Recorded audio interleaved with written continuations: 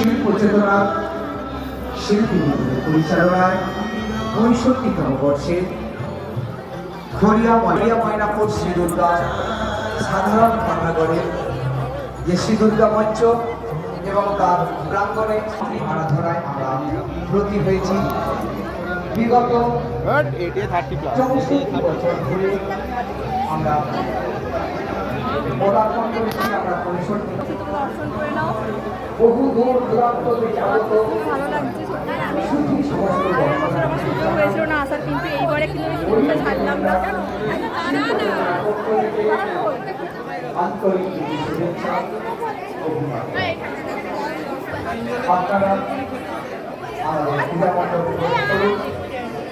পূজা মণ্ডপ পরিদর্শন করুন, প্রতিমা দর্শন করুন এবং প্রস্থান পথ দিয়ে আপনারা মণ্ডপ থেকে প্রস্থান করুন।